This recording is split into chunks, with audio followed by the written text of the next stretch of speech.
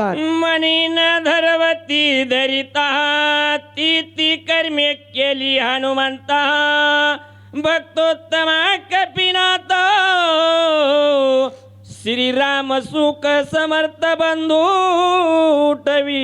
ए लक्ष्मणाला उठवण्याचं कार्य हनुमंता कर.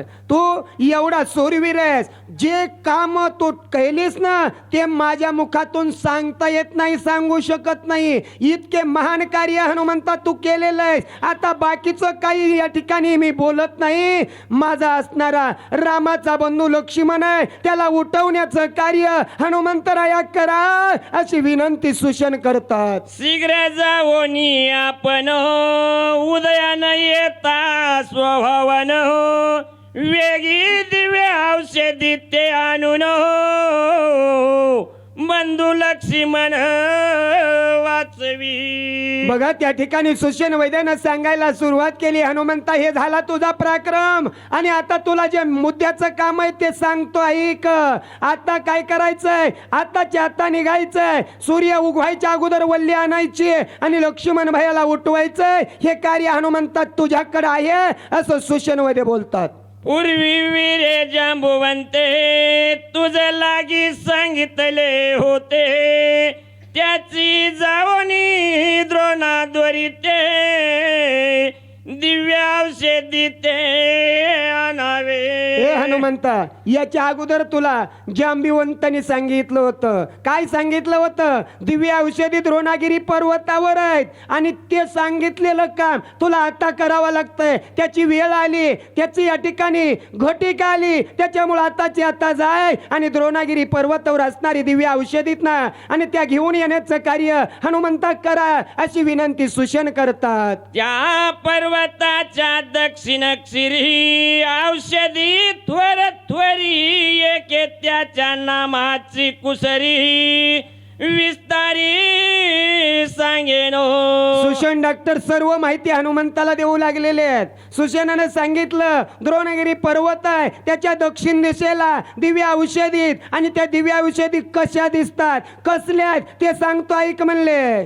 शैल्य विशाल होती पूर्ण हो शिव शैल्य करणी ती स्वाभिधान अतियुक्तीने आपण वेगे शोधून हे हनुमंता, त्या ठिकाणी शल्य आणि विशल्य औषधीत आणि त्या औषधी आणायच्या आणि ती औषधी जर आणली ना बाबा तर ज्या ठिकाणी तिचा रस पिळावा. जर जखम झाली असेल तर जखम बुजून जाते, हात तुटला असेल ते हात जुटतात. हे कार्य त्या दिव्य औषधीचे. मग ती ओळखायची आणि ती घेऊन यायची. ओळख पुढे सुशन सांगतात. बोला. स्वय घाय जाती बुजून हो क्षते कानपती आपण अंगी राहो न शके वनो सुवर्ण जाणती नाव.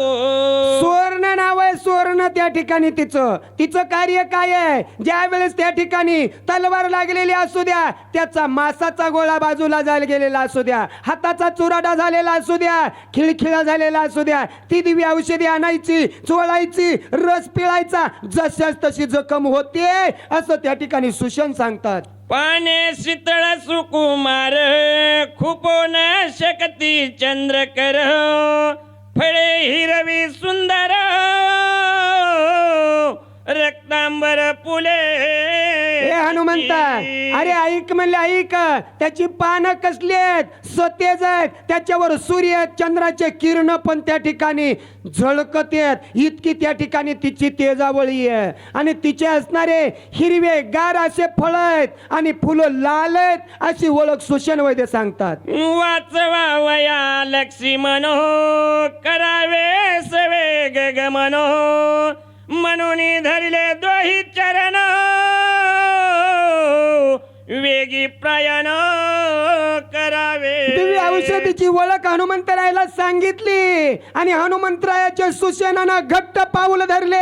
हे हनुमंता, तुझ्या पायावर मी नतमस्तक झालोय. माझा असणारा रामाचा बंधू लक्ष्मण आहे आणि त्याला उठवण्यासाठी दिव्य औषधी आणण्यासाठी लवकर जा आणि तू जोपर्यंत मला शब्द देत नाहीस तोवर मी तुझे पाय सोडत नाही. सुशन बोलू लागला. तू आमुचा जीवदाता तू सुकविली भवव्यता बहु बोलणे न घडे सर्वता सद्गुरु तत्वता तू आम्हा हे हनुमंता आता काही बोलायची गरज नाही का तर शेहण्याला शब्दाचा त्या ठिकाणी मारा असतो तुला जास्ती सांगायची गरज नाही का तर आता काय होईल म्हणले नातून आजाला शिकविल्यासारखं होईल तू आमचा गुरुस आणि मी तुला ज्ञान सांगणं आणि टाइम घालवणं हे आता उचित नाही आता तुला बाकीचं सांगायची गरज नाही फक्त एक ध्यानात ठेव सुशेना आणि सुशेन सांगतोय हनुमंता आता फक्त ध्यानात काय ठेव वल्ली आणायची लक्ष्मण उठवायचा एवढंच कार्य आहे लवकर तयारीला लाग तुझेनी चुकलो भव भ्रमा तुझेनी आम्हा श्रीराम प्रेमा प्रिय व्हावया वानर आम्हा पलवंगमा उठी वेगी हे प्लवंगना हनुमंता वेगी उठ लवकर उठ टाइम घालवू नको आणि तुझ्यामुळं आमचं वानराचं कुल पवित्र झालंय अहो पाले खाणारे वानर वनामध्ये फिरणारे झाडावरून उड्या मारणारे ते रामाचे निज भक्त होतात आणि आपल्यासारखे शक्तीलाच कुणी येत नाहीत हे काय या ठिकाणी अवस्था आहे आणि सांगितलं सूचना हनुमंता लवकर जा लवकर जाऊन कार्य कर आणि वानराचा उद्धार जे होतोय तुझ्यामुळं होतोय आणि हे जर कार्य केलंस ना त्रिजगातामध्ये ख्याती होईल हनुमंताने लक्ष्मणाला उठवलं हे कार्य लवकर कर चित्ती धरुणी रघुनंदन करावे सवेग प्रायन तेने सकळार्थ संपादून